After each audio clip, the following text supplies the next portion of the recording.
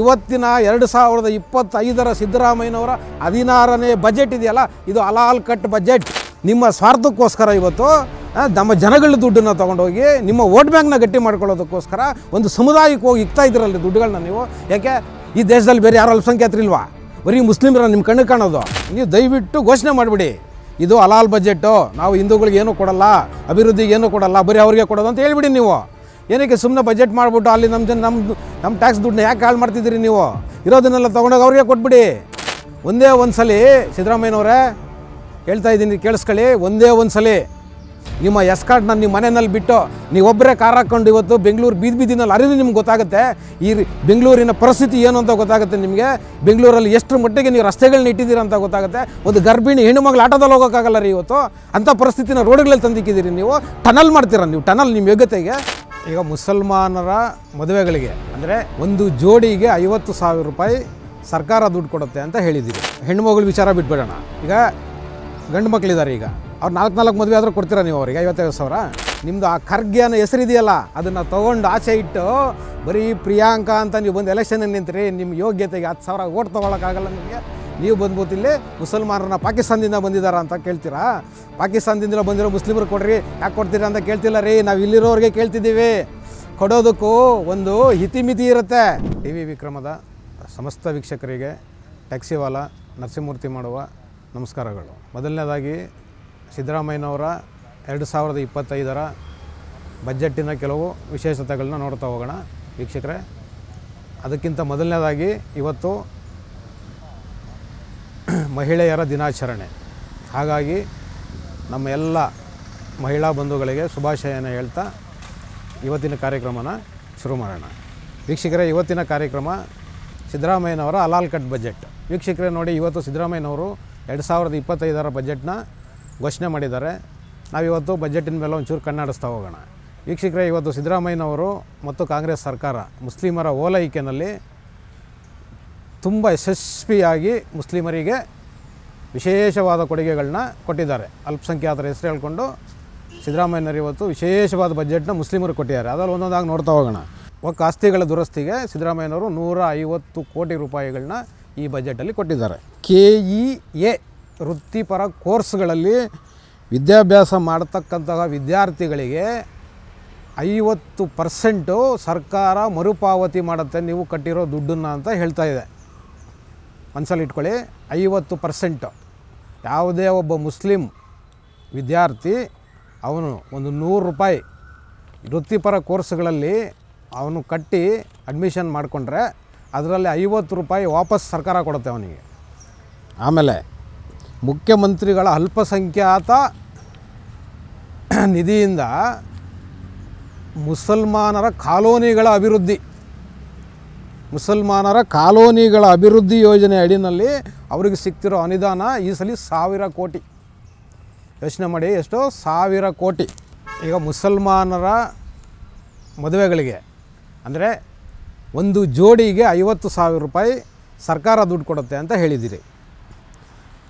ಹೆಣ್ಣುಮಗಳು ವಿಚಾರ ಬಿಟ್ಬಿಡೋಣ. ಈಗ ಗಂಡು ಮಕ್ಕಳಿದ್ದಾರೆ, ಈಗ ಅವ್ರು 4 ಮದುವೆ ಆದರೂ ಕೊಡ್ತೀರಾ ನೀವು ಅವರಿಗೆ 55,000? ಸ್ಪಷ್ಟನೆ ಕೊಡಿ ಇದಕ್ಕೆ ಸಿದ್ದರಾಮಯ್ಯನವರೇ, ಸ್ಪಷ್ಟನೆ ಕೊಡಿ. ಆಮೇಲೆ ನೋಡಿ, ಮಸೀದಿಗಳ ಮೌಲ್ವಿಗಳಿಗೆ 6,000 ರೂಪಾಯಿ ತಿಂಗಳ ಭತ್ಯೆ ಅಂತ ಹೇಳ್ತಿದ್ದೀರಿ. ಮುಂದುವರೆದು 4% ರಿಸರ್ವೇಷನ್ನು ಯಾವುದರಲ್ಲಿ? 2 ಕೋಟಿಯವರೆಗೂ ಸರ್ಕಾರಿ ಗುತ್ತಿಗೆಗಳಲ್ಲಿ ಮುಸ್ಲಿಮರಿಗೆ ಅಂದರೆ ಅಲ್ಪಸಂಖ್ಯಾತರಿಗೆ 4% ರಿಸರ್ವೇಷನ್ ಘೋಷಣೆ ಮಾಡ್ತಿದ್ದೀರಿ. ಆಮೇಲೆ ಕರ್ನಾಟಕ ಪಬ್ಲಿಕ್ ಸ್ಕೂಲ್ ಮಾದರಿನಲ್ಲಿ ಮೌಲಾನಾ ಆಜಾದ್ ಶಾಲೆಗಳನ್ನ ಇವತ್ತು ನೀವು ಅಭಿವೃದ್ಧಿ ಮಾಡೋಕ್ಕೆ ಕೊಟ್ಟಿದ್ದೀರಿ. ಮತ್ತು ಎಲ್ಲಿ ಉರ್ದು ಶಾಲೆಗಳಲ್ಲಿ ದಾಖಲಾತಿ ಜಾಸ್ತಿ ಇದೆ ಅವುಗಳನ್ನು ನೀವಿವತ್ತು ಮೌಲಾನಾ ಆಜಾದ್ ಶಾಲೆಗಳಾಗಿ ಪರಿವರ್ತನೆ ಮಾಡ್ತೀವಿ ಅಂತ ಹೇಳ್ತಿದ್ದೀರಿ. ಅದಕ್ಕೆ ಒಂದಷ್ಟು ಕೋಟಿಗಳನ್ನ ದುಡ್ಡನ್ನು ನೀವು ಎತ್ತಿದ್ದೀರಿ.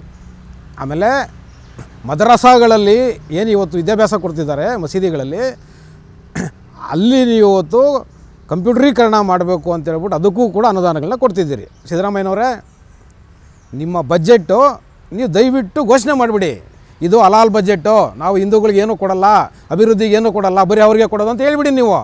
ಏನಕ್ಕೆ ಸುಮ್ಮನೆ ಬಜೆಟ್ ಮಾಡಿಬಿಟ್ಟು ಅಲ್ಲಿ ನಮ್ಮ ಟ್ಯಾಕ್ಸ್ ದುಡ್ಡನ್ನ ಯಾಕೆ ಹಾಳು ಮಾಡ್ತಿದ್ದೀರಿ ನೀವು? ಇರೋದನ್ನೆಲ್ಲ ತೊಗೊಂಡೋಗಿ ಅವ್ರಿಗೆ ಕೊಟ್ಬಿಡಿ. ಯಾಕೆ ಸ್ವಾಮಿ, ನಿಮ್ಗೆ ಹಿಂದೂನಲ್ಲಿ ಯಾರು ಮದುವೆನೇ ಆಗ್ತಿಲ್ವ? ಹೆಣ್ಮಕ್ಳು ಗಂಡು ಮಕ್ಕಳು ಯಾಕೆ ನೀವು ಕೊಡಬಾರ್ದಾ? ನಮ್ಗೆ ಯಾಕ್ರಿ ಕೊಡ್ತಿಲ್ಲ ನೀವು ಹಿಂದೂಗಳಿಗೆ? ಯಾಕ್ರಿ ಬರೀ ಮುಸ್ಲಿಮ್ರಿಗೆ ಕೊಡ್ತಿದ್ದೀರಿ? ಈ ಮಟ್ಟಕ್ಕೆ ನೀವು ಓಲೈಕೆ ಮಾಡ್ತಿದ್ದೀರಾ? ನೀವೆಲ್ಲದಲ್ಲೂ ತೊಗೊಳ್ಳೋ ರಿಸರ್ವೇಷನ್ನು ಯಾಕೆ ನಿಮ್ಮ ಕಣ್ಣು ಎಸ್ ಗಳು ಕಾಣಿಸ್ತಿಲ್ವಾ? ನಮ್ಮ ದೇವಸ್ಥಾನಗಳಲ್ಲಿ ಪೂಜೆ ಮಾಡ್ತಿರೋ ನಮ್ಮ ಯಾರು ಬಡ ಬ್ರಾಹ್ಮಣರು ಕಾಣಿಸ್ತಿಲ್ವ ನಿಮಗೆ? ನೀವು ಬರೀ ಮೌಲ್ಯಗಳೇ ಕಾಣಿಸ್ತಿರೋದಾ? ಹೇಳಿ ಸ್ವಾಮಿ.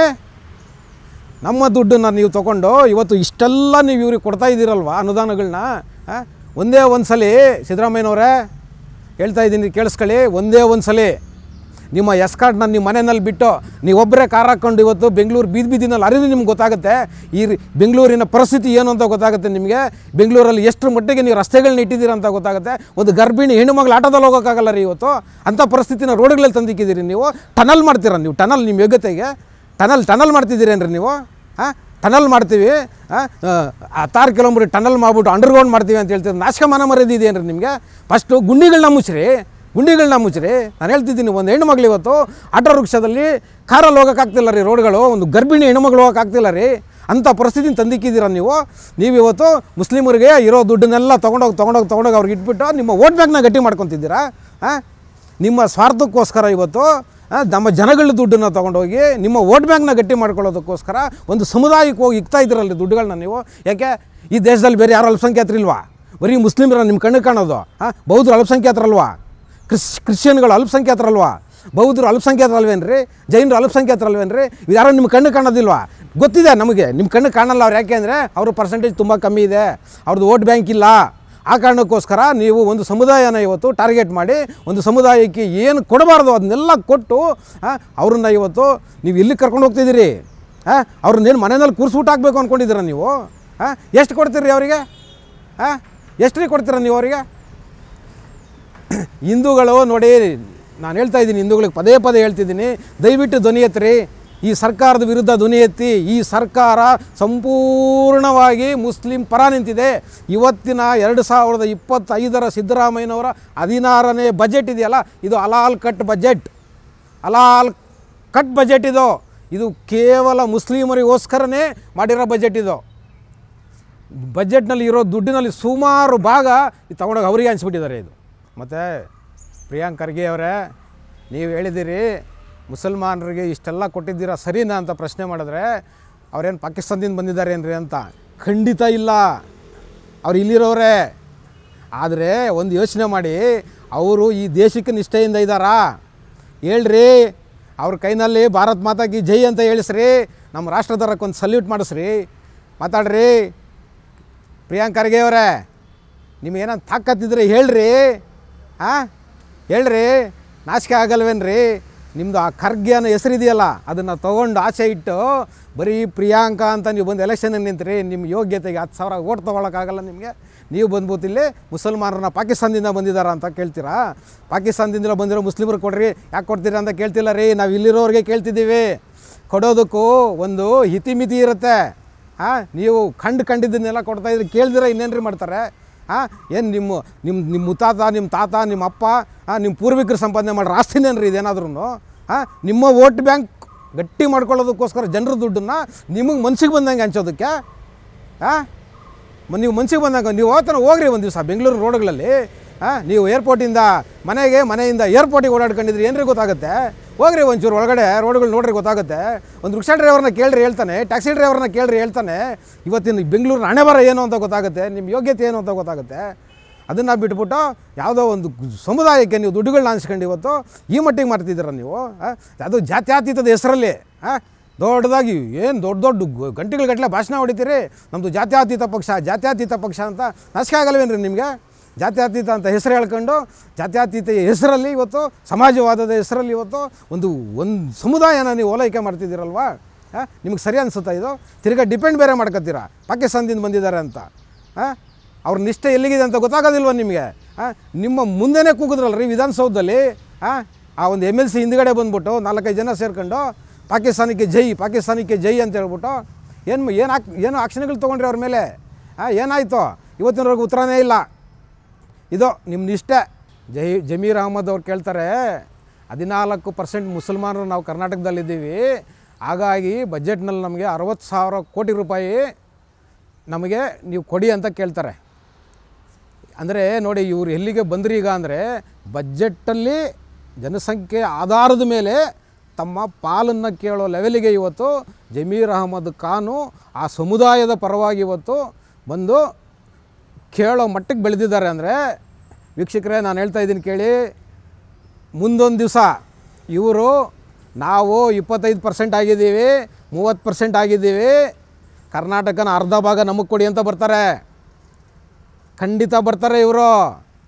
ಅದಾಗಬಾರ್ದು ಅಂದರೆ ಈ ಸಿದ್ದರಾಮಯ್ಯನ ಮತ್ತು ಈ ಕಾಂಗ್ರೆಸ್ ಸರ್ಕಾರನ ತೊಲಗಿಸ್ಬೇಕು. ಇವರು ಇರೋದೇ ಬರೀ ಮುಸಲ್ಮಾನರ ಓಲೈಕೆಗೆ, ಅದರಲ್ಲಿ ಏನು ಅನುಮಾನವೇ ಬೇಡ. ಇವತ್ತು 60,000 ಕೋಟಿ ಜಮೀರ್ ಅಹಮದ್ ಕೇಳ್ತಾನೆ ಅಂದರೆ ನಾಳೆ ಇನ್ಯಾವುದೋ ಒಂದು ಮುಸ್ಲಿಂ ಸಂಘಟನೆ ಬಂದು ಈ ರಾಜ್ಯನ ಹೊಡೀರಿ ಅಥವಾ ದೇಶನ ಹೊಡೆದು ನಮ್ಗೆ ಅರ್ಧ ಕೊಡಿ ಅಂತಾರೆ. ಯಾಕೆಂದರೆ ಹಿಂದೆ ಇದೇ ಆಗಿರೋದು, ಇತಿಹಾಸ ಚರಿತ್ರೆಯನ್ನು ನೋಡಿದಾಗ ಇದೇ ಆಗಿರೋದು. ಈ ದೇಶನ ಕಬ್ಜಾ ಮಾಡಿದೆ ಅವ್ರು ಹಂಗೆ. ಆದರೆ ನೋಡಿ, ನಾವು ಇನ್ನೂ ಆ ಕಾಂಗ್ರೆಸ್ ಜೊತೆಲೇ ಇದ್ದೀವಿ. ದಯವಿಟ್ಟು ಅಲ್ಲಿಂದ ಹೊರಗಡೆ ಬರ್ಬೇಕು ನಾವೀಗ. ಕಾಂಗ್ರೆಸ್ಸಲ್ಲಿರೋ ಎಲ್ಲ ಹಿಂದೂಗಳಿಗೆ, ಹಿಂದೂ ಮತದಾರರಿಗೆ ಮತ್ತು ಹಿಂದೂ ರಾಜಕಾರಣಿಗಳು ಏನು ಕಾಂಗ್ರೆಸ್ಸಲ್ಲಿ ಇದ್ದೀರಲ್ಲ ಇವತ್ತು, ಇದನ್ನು ಸರಿಯಾಗಿ ಅರ್ಥ ಮಾಡ್ಕೊಳ್ಳಿ. ನೀವು ಇದ್ರ ವಿರುದ್ಧ ದಯವಿಟ್ಟು ಧ್ವನಿ ಎತ್ತಿ, ಪಕ್ಷ ಬಿಟ್ಟು ಧ್ವನಿ ಎತ್ತಿ. ನೀವು ಕಾಂಗ್ರೆಸ್ಸಲ್ಲಿ ಇದ್ದೀವಿ ಅಂತ ಹೇಳ್ಬಿಟ್ಟು ನೀವು ಧ್ವನಿ ಹಾರಿಸೋ ಅಗತ್ಯ ಇಲ್ಲ. ದಯವಿಟ್ಟು ನೀವೆಲ್ಲ ಬಜೆಟಿನ ಪೂರ್ವಭಾವಿ ಸಭೆಗಳಲ್ಲಿ ನೀವು ಎಲ್ಲ ಹಿಂದೂ ಶಾಸಕರು ಹೋಗಿರ್ತೀರಿ, ಸಚಿವರುಗಳು ಹೋಗಿರ್ತೀರಿ. ದಯವಿಟ್ಟು ನೀವು ಇಷ್ಟೊಂದು ಓಲೈಕೆ ಇದು ದೇಶಕ್ಕೂ ಒಳ್ಳೆಯದಲ್ಲ, ರಾಜ್ಯಕ್ಕೂ ಒಳ್ಳೆಯದಲ್ಲ, ಮತ್ತು ಅಭಿವೃದ್ಧಿಗೂ ಒಳ್ಳೆಯದಲ್ಲ. ಆ ಕಾರಣಕ್ಕೋಸ್ಕರ ಹೇಳ್ತಾ ಇದ್ದೀನಿ. ಮತ್ತು ಇನ್ನೊಂದು ಮುಖ್ಯವಾದ ವಿಚಾರ ವೀಕ್ಷಕರೇ, ಇವತ್ತು ನೋಡಿ, ಬೆಂಗಳೂರು ವಿಶ್ವವಿದ್ಯಾನಿಲಯ ನಮ್ಮ ಬೆಂಗಳೂರಿನ ಘನತೆಯೂ ಕೂಡ ಹೌದು. ಅದು ಅಂಥ ಒಂದು ವಿಶ್ವವಿದ್ಯಾನಿಲಯನ ಇವತ್ತು ಏನು ಮಾಡಕ್ಕೆ ಕೊಟ್ಟಿದ್ದಾರೆ ಇವರು? ಮನಮೋಹನ್ ಸಿಂಗ್ ವಿಶ್ವವಿದ್ಯಾನಿಲಯ ಅಂತ ಹೆಸರು ಬದಲಾವಣೆ ಮಾಡಕ್ಕೆ ಕೊಟ್ಟಿದ್ದಾರೆ. ನನಗೆ ಅರ್ಥ ಆಗ್ತಿಲ್ಲ, ಆ ವಿಶ್ವವಿದ್ಯಾನಿಲಯಗಳಲ್ಲಿ ಕಲಿತಿರ್ತಕ್ಕಂಥ ಮಕ್ಕಳಿಗೆ ನೀವು ಇನ್ನೂ ಏನು ಮಾಡ್ತಿದ್ದೀರಿ? ನೀವು ಯಾಕೆ ಇನ್ನೂ ಬೀದಿಗಿಳಿತಿಲ್ಲ? ಈ ಬೆಂಗಳೂರಿನ ಅಸ್ಮಿತೆಯನ್ನು ತೊಗೊಂಡೋಗಿ ಕಾಂಗ್ರೆಸ್ ಅವರು ಅವ್ರ ಹೈಕಮಾಂಡ್ ಪಾದಕ್ಕಿಡ ಕೊಟ್ಟಿದ್ದಾರೆ ವೀಕ್ಷಕರೇ. ಕೊನೆಗೆ ಒಂದು ದಿವಸ ಈ ಬೆಂಗಳೂರನ್ನು ಯಾರ್ದೋ ಮುಸಲ್ಮಾನರ ಹೆಸರಿಟ್ಟು ಇಟ್ಬಿಡ್ತಾರೆ ಇವರು, ಅಂಥ ಜನ ಇವರು. ಹಂಗಾಗಿ ನಾನು ಹೇಳ್ತಾ ಇದ್ದೀನಿ, ದಯವಿಟ್ಟು ಇದ್ರ ಬಗ್ಗೆ ದೊಡ್ಡ ಮಟ್ಟದಲ್ಲಿ ಹೋರಾಟಗಳಾಗಬೇಕು. ಇದು ಯಾವುದೇ ಕಾರಣಕ್ಕೂ ಬೆಂಗಳೂರು ಯೂನಿವರ್ಸಿಟಿ ಅದು ಬೆಂಗಳೂರು ಯೂನಿವರ್ಸಿಟಿಯಾಗೇ ಇರಬೇಕು. ನೀವು ಆಗ ಏನಾದರೂ ಬದಲಾವಣೆ ಮಾಡಬೇಕು ಹೆಸರು ಅನ್ನೋದೇ ಆದರೆ ಸಾಕಷ್ಟು ಜನ ಇಲ್ಲೇ ಇದ್ದಾರೆ. ಕುವೆಂಪು ಇದ್ದಾರೆ, ಅಡಿಗರಿದ್ದಾರೆ, ಯಾರಾದರೂ ಒಬ್ಬರು ಹೆಸರಿಡಿ, ಕವಿಗಳ ಹೆಸರಿಡಿ, ಸಾಹಿತಿಗಳ ಹೆಸರಿಡಿ, ಪರವಾಗಿಲ್ಲ. ನೀವು ಎಲ್ಲೋ ಇರೋ ಮನಮೋಹನ್, ಅವ್ರ ಮೇಲೆ ತುಂಬ ಗೌರವ ಇದೆ. ಮನಮೋಹನ್ ಸಿಂಗ್ ಈ ದೇಶದ ಪ್ರಧಾನಮಂತ್ರಿ ಆಗಿದ್ದವರು. ಆದರೆ ಅವರು ಒಂದು ಪಕ್ಷದ ವ್ಯಕ್ತಿ, ಹಾಗಾಗಿ ಅವ್ರ ಹೆಸರಿಡೋದು ಬೇಡ. ಸಾರ್ವಜನಿಕವಾಗಿ ಸಾರ್ವಜನಿಕರು ಎಲ್ಲರೂ ಒಪ್ಪ ಅಂತ ಒಂದು ಇಲ್ಲಿಯ ನಮ್ಮ ಮಣ್ಣಿನ ಒಬ್ಬ ಸಾಹಿತಿನೋ, ಇತಿಹಾಸಕಾರನೋ ಅಥವಾ ಒಬ್ಬ ಕವಿ ಯಾರಾದರೂ ಪರವಾಗಿಲ್ಲ, ಒಬ್ಬ ಸೂಕ್ತವಾದ ವ್ಯಕ್ತಿ ಹೆಸರನ್ನು ಇಡಿ. ನೀವು ಮನಮೋಹನ್ ಸಿಂಗ್ ಹೆಸರಿಡೋ ಅಗತ್ಯ ಇಲ್ಲ. ಮನಮೋಹನ್ ಸಿಂಗ್ ಎಲ್ಲೋ ಇರೋ ಮನಮೋಹನ್ ಸಿಂಗ್ನ ಇಲ್ಲಿ ಕರ್ಕೊಂಡ್ಬಂದು ನೀವು ಅವ್ರನ್ನ ಪ್ರತಿಷ್ಠಾಪನೆ ಮಾಡೋ ಅಗತ್ಯ ಇಲ್ಲ. ನಾವು ಈಗಾಗಲೇ ಸಾಕಷ್ಟು ಇಂದಿರಾ ಗಾಂಧಿ, ರಾಜೀವ್ ಗಾಂಧಿ ಇವ್ರ ಹೆಸರುಗಳೆಲ್ಲ ಕೇಳಿ ನಮ್ಗೆ ಸಾಕಾಗಿದೆ. ಇದು ಯಾವುದೇನು ಕುಟುಂಬದ ಆಸ್ತಿ ಅಲ್ಲ ಇದು. ನೀವು ತಂದೆಲ್ಲ ಬರೀ ನಿಮ್ಮ ಕಾಂಗ್ರೆಸ್ ಅವ್ರು ಹೆಸರಿಕೊಂಡು ಕೂತ್ಕೊಳ್ಳೋದಕ್ಕಿಲ್ಲ. ಯಾಕ್ರಿ ನಾವು ಬರೀ ನಿಮ್ಮನ್ನೇ ಓದ್ಕೋಬೇಕು? ಇಡ್ರಿ, ಚೆನ್ನಮ್ಮನ ಹೆಸರಿಡ್ರಿ. ಯಾಕೆ ಆಗಲ್ವ ನಿಮಗೆ? ಸಂಗೊಳ್ಳಿ ರಾಯಣ್ಣ ಹೆಸರಿಡ್ರಿ. ಏನಕ್ಕೆ ಮನಮೋಹನ್ ಸಿಂಗ್ ಹೆಸರಿಟ್ಟಿದ್ದೀರಿ? ಇಡ್ರಿ, ಸ್ವಾತಂತ್ರ್ಯ ಹೋರಾಟಗಾರರ ಹೆಸರಿಡ್ರಿ. ನೀವು ಅದನ್ನೆಲ್ಲ ಮಾಡೋದಿಲ್ಲ. ನೀವು ಬರೀ ನಿಮ್ಮ ಕಾಂಗ್ರೆಸ್ ಹೆಸರು ಹೇಳ್ಕೊಂಡೇ ಹೋಗಬೇಕು. ಸಾಕು, ನಾವೆಲ್ಲ ಹೇಳಿದ್ದೀವಿ ಇಷ್ಟು ದಿವಸದಿಂದ. ಸ್ಟಾಪ್ ಮಾಡಿ, ಇದನ್ನೆಲ್ಲ ಬೇಕಾಗಿಲ್ಲ. ಇದು ದಯವಿಟ್ಟು ಇದ್ರ ಬಗ್ಗೆ ಹೋರಾಟಗಳು ಮಾಡಬೇಕು. ಮತ್ತು ಕನ್ನಡ ಪರ ಹೋರಾಟಗಾರರು ಇದ್ರ ಬಗ್ಗೆ ಧ್ವನಿ ಎತ್ತಬೇಕು.